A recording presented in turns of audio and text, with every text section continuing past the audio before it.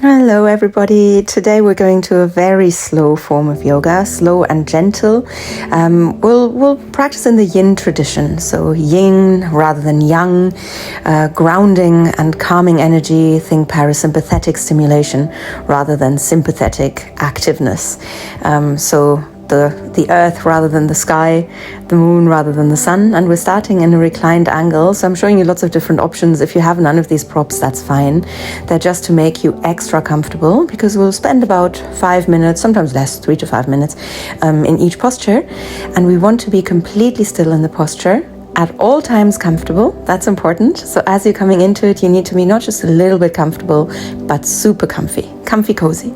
And we want to hold in stillness rather than moving. Even if you're just moving your fingers or toes, because one of the reasons why we're doing this is to target the connective tissue, the fascia.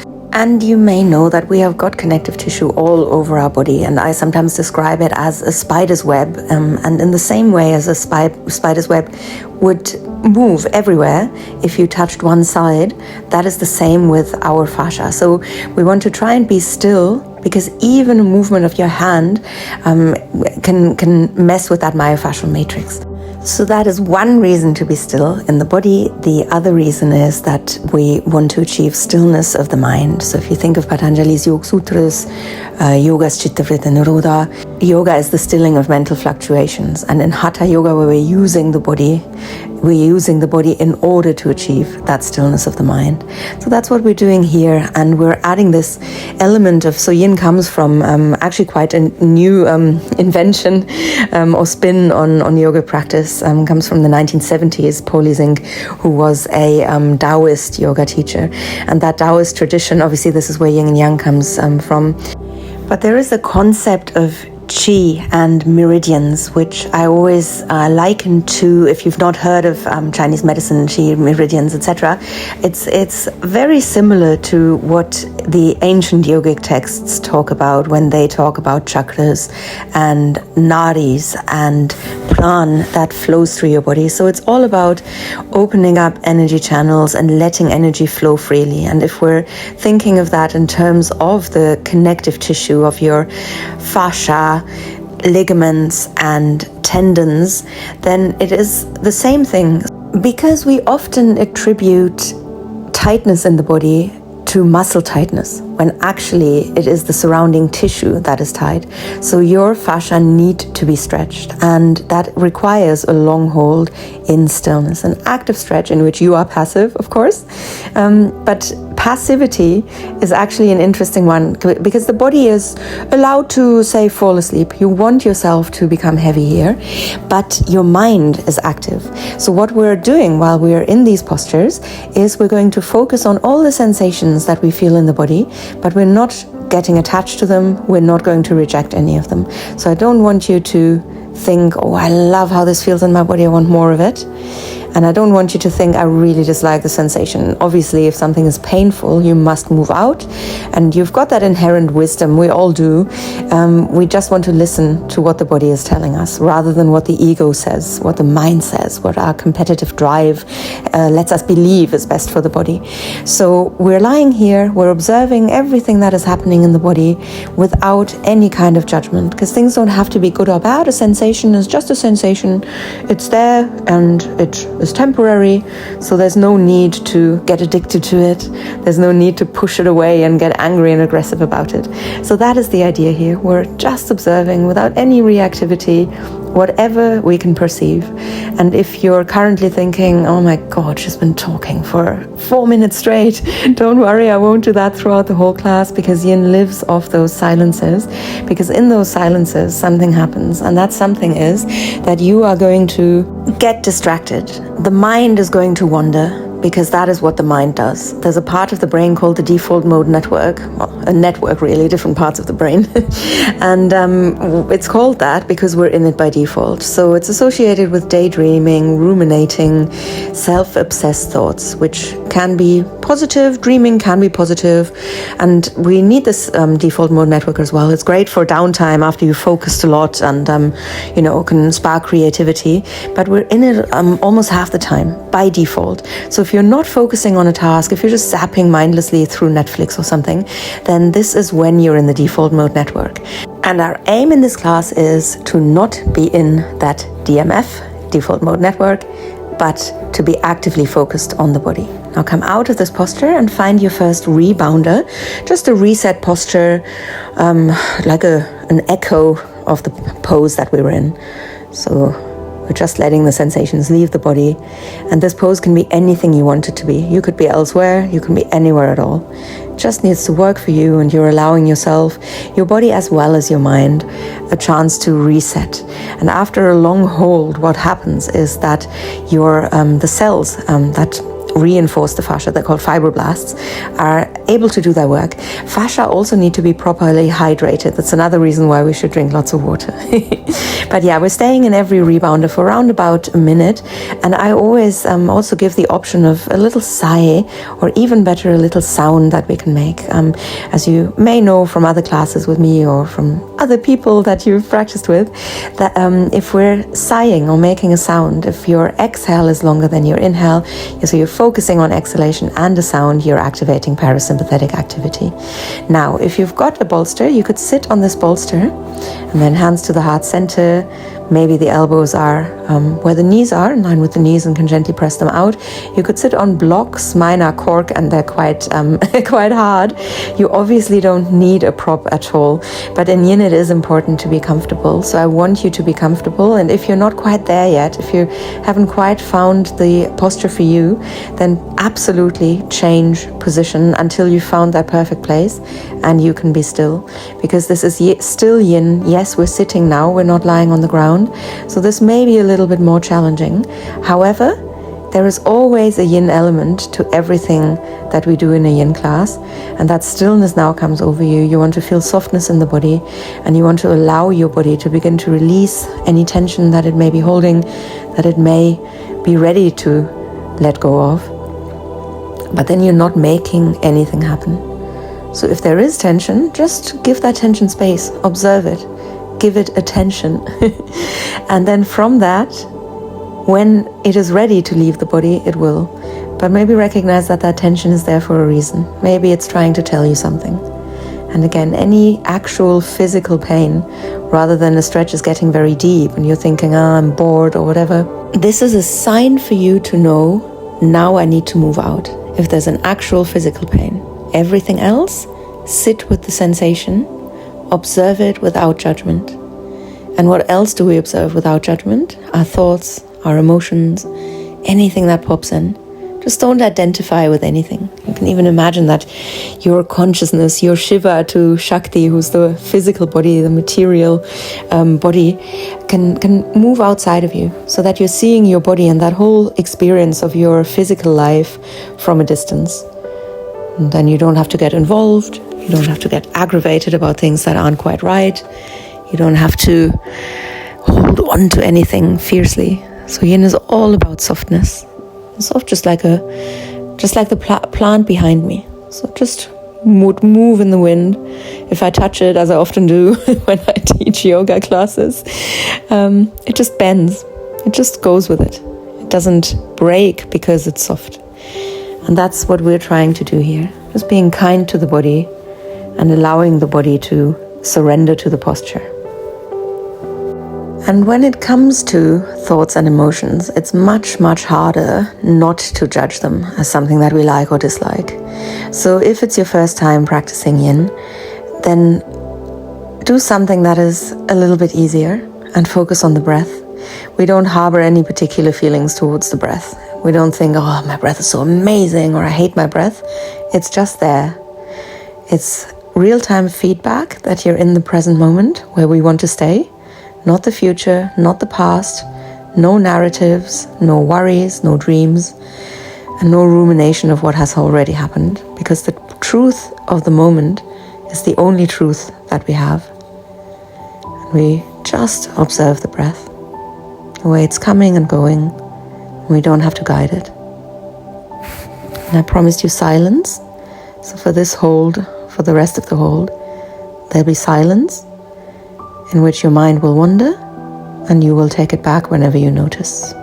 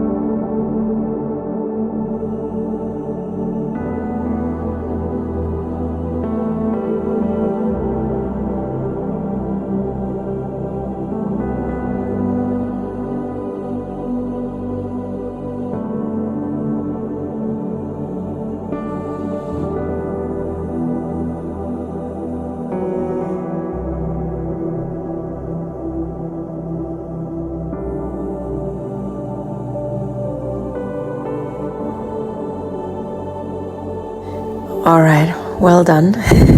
From here we slowly come out of the posture, releasing the hands, coming either onto the back or onto the front, onto the side. You can do pretty much anything you want to do. And I always say, trust your intuition, don't overthink it. Go to a place that feels comfortable for you without thinking too much about it. Thoughts are overrated. And we stay here, we might sigh a little sigh or make a little sound. And just observe how the body's feeling now. Not just the things that we were feeling in the body while we were in that long hold, but also how this feels now. What sensations are going through the body now? Are there any thoughts, any overriding emotions? Just pay attention and stay for a little bit longer.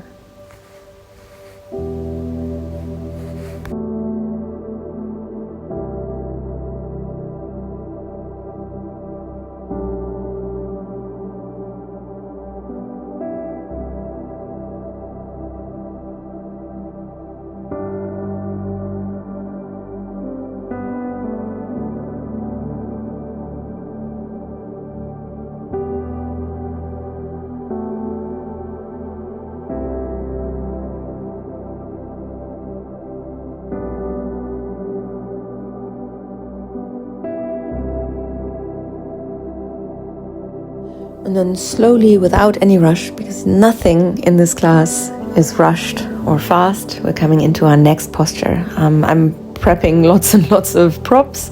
As always, they're not necessary, but we're starting by maybe bringing a belt, could be a towel, could be a very flexible cardigan or whatever else you have. And we raise the legs, and this is legs up the wall. Obviously, you may know this as Ardhalasana. We can raise the arms as well. So you could put a bolster underneath you, because obviously that might be a lot for the hamstrings. And while we're stretching into the hamstrings here, this is more about just being upside down, giving ourselves a different feeling in the body. And some things that translate, and this is one of the main issues that I always have when it comes to yoga and research that is being done. It obviously needs to be funded by someone, and that someone has to have stakes in something. And yoga is such a, it's a practice that is readily available. You don't need to pay for it, and therefore there's not a lot of research. But based on what we know, this posture may increase your levels of GABA, a positive neurotransmitter, short for gamma-aminobutyric acid. So it's a mouthful. In short, GABA. And what happens when we're creating this neurotransmitter is that the firing of neurons slows down, and that in turn allows for less anxiety, more calmness in the body. So a lovely thing to practice. And you may just find that there's certain sensations in the arms and in the legs if you're using the arms. So I want you to pay attention to that, and just, again, make sure that you're in a comfortable place that you can hold for longer.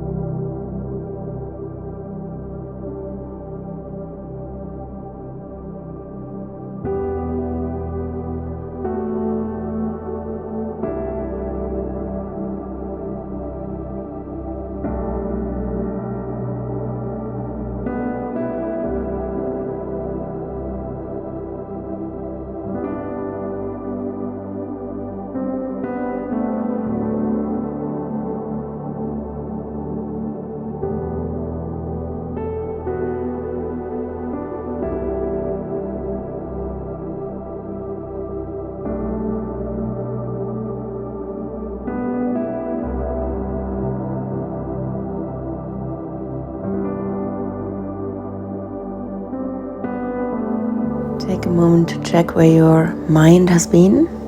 Has it been wandering? Have you been thinking lots of thoughts? Or have you noticed that the mind's been wandering?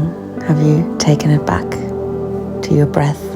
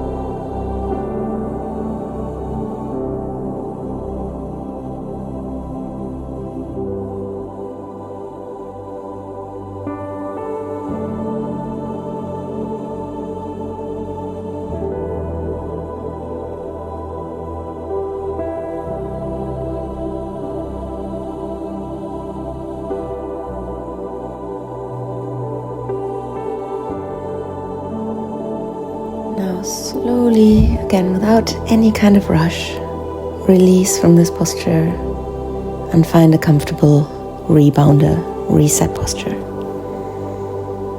For your body, your fibroblasts, for your mind.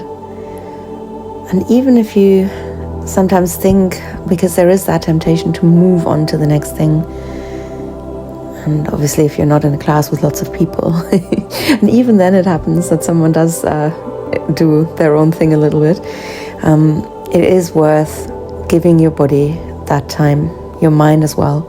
Sometimes we think we're ready for something, but it's always good to give yourself more time than you think you need. Now, next posture, we could bring our bolster in front of us so that we can rest our left foot on it, and then the right ankle comes on top of the left knee. You can also decide how close or far that bolster goes.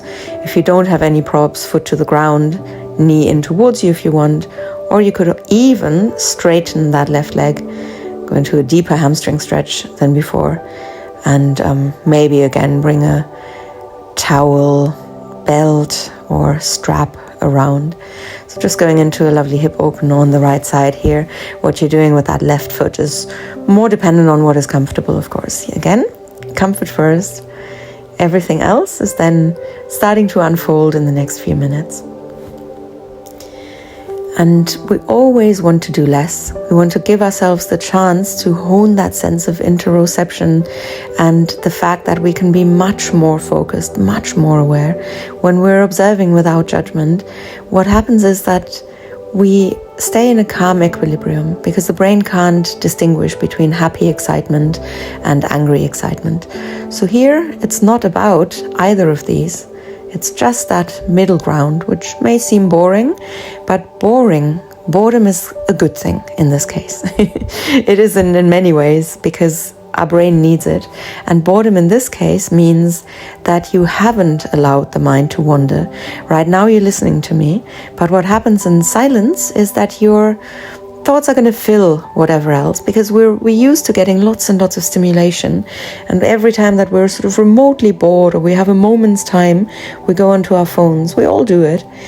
And here we are, not engaging with that, but being with the body, being here, being present, and trying not to let the mind wander.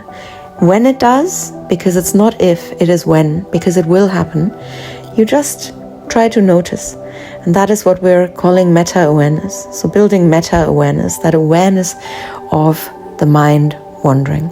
It's not about keeping yourself there, because that would be, it would be forceful. It would be yang rather than yin, and we want that yin quality. So even in the way that we're treating that, that aim of noticing when the mind wanders and taking it back, we're being gentle, we're being kind.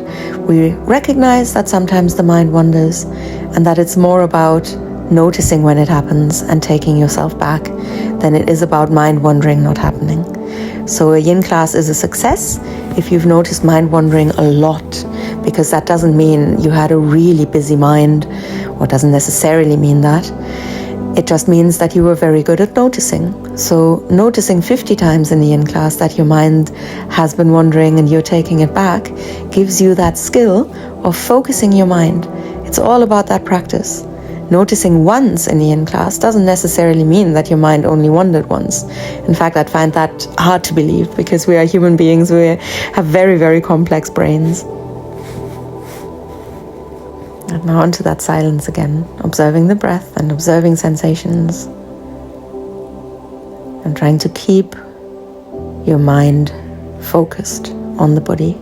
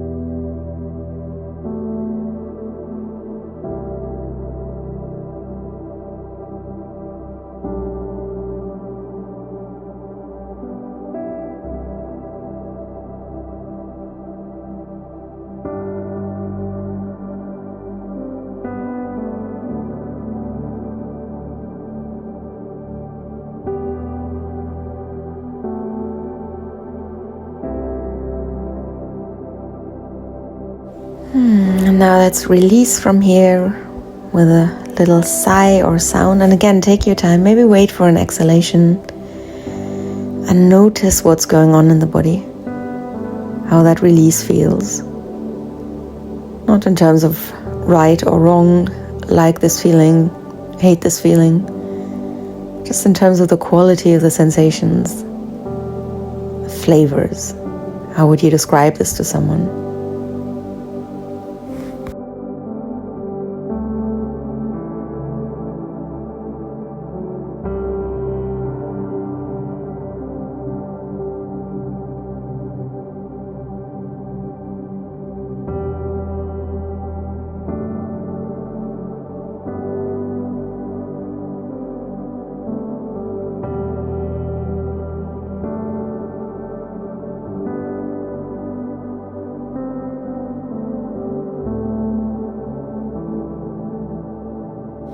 And we slowly make our way into the other side. Again, there's many different options. You could bring your right foot onto the bolster, shift yourself further back or further forwards, left ankle on top of the right knee, right foot could be on the ground, right foot could go up, so that we're stretching into the hamstring. But go to where you're comfortable, super comfortable. It's that level of comfort that we feel that allows us to let go, in the same way that we're letting go when we're falling asleep. That's where I want you to be. Not just, yeah, this is all right, but okay, I'm here. And until you're there, you can wiggle and you can do whatever else is necessary to get you there. And we hold in stillness, in that comfort, noticing the sensations get stronger, more intense. And we pay attention to that, to those very subtle changes, nuances from one moment to the next.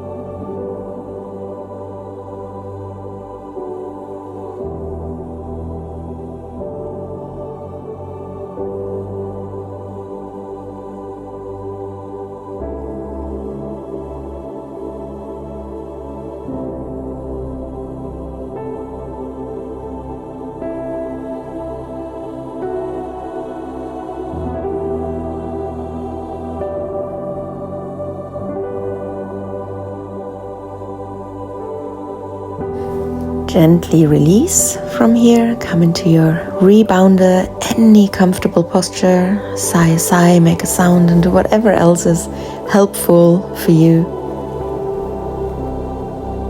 And stay and observe what's going on in the body.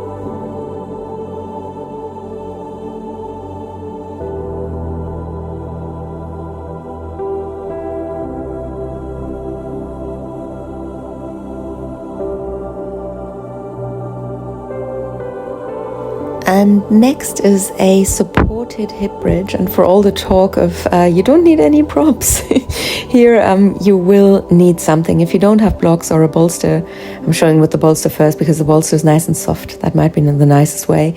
But you could use books, for example, if you have no props around. And we're bringing them underneath the buttocks, level of the tailbone, so not the lower back. And we then stretch out the legs. So we want to stretch into the front of the hips. And I've got my heels on blocks. It's completely optional. Sometimes it's nice to bring blocks underneath the knees so that they are held, but you don't feel like you need to straighten the legs. You need to stretch them out all the way. But you want that feeling of complete relaxation and surrender to the pose again, as if you were in Shavasana. So don't feel like you need to hold on. Don't feel like you are controlling the body. You are letting go. You're becoming wax that is warming up and melting.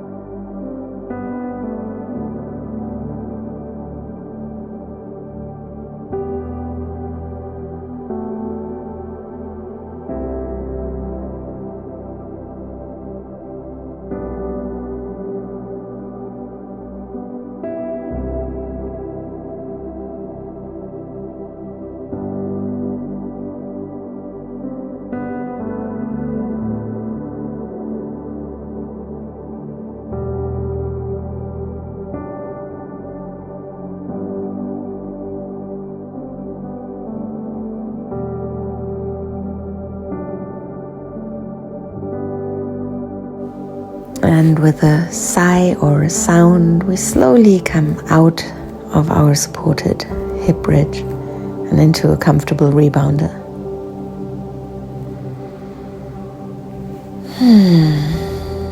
Just letting go.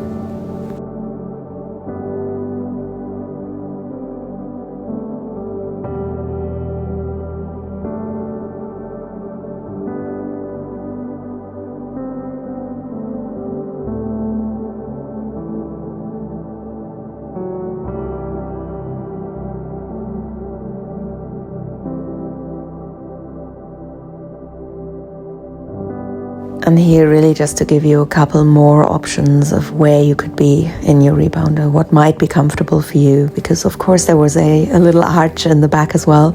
Maybe you need a little bit more and this might feel nice, and I'll show you another one in a moment.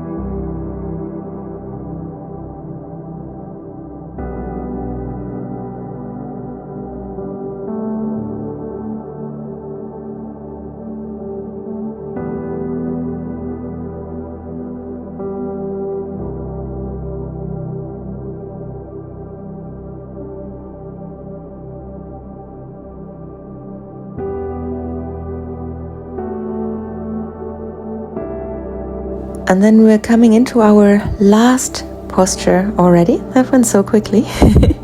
And that will be a variation of child's pose in which you decide whether you want props or not. So you could bring your arms up, raise them even higher if you wanted a little bit of a stretch here into the shoulders. If you want to bring your hands onto the shoulder blades for a little bit of relief, release, or hug that bolster in towards you, go for it. Again, no props needed if you don't want them. Get comfortable, be like a cat, take forever to get comfortable, and then don't move at all. That's it.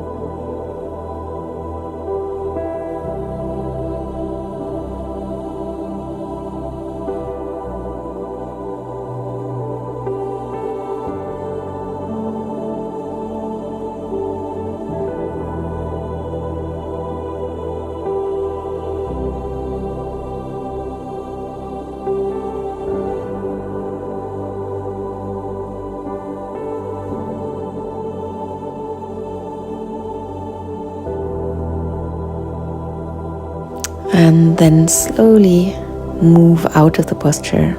Get ready to move. Prepare yourself mentally. Take your time. And into your last rebounder. This is one that I'm choosing, but again, it's completely up to you. Maybe you'd like to lie on your back instead. Anything and everything is possible. And keep noticing the breath. There's no need to guide it. Notice how your body feels. Maybe take a little check of the last 40 minutes or so to see how often you spotted mind wandering. And you can congratulate yourself for every single time that you spotted this. Because it is a skill, and we can practice, and practice makes you better and better and better at it. But mind wandering does keep happening. So it's never about reaching a goal. Or as Marcus Aurelius said, the obstacle is the way. Now slowly come into a comfortable seated position. Eyes can stay closed. And just check how you're feeling. Thoughts, emotions, sensations in the body. Move into parts of the body that you may not have used and that may have wanted some movement or stretching.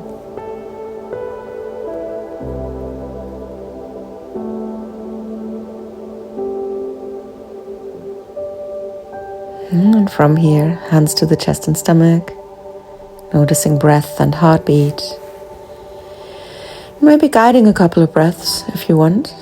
And then we rub our hands together and place the palms over the face. And when you're ready to open the eyes, do so and bring the hands to the heart center.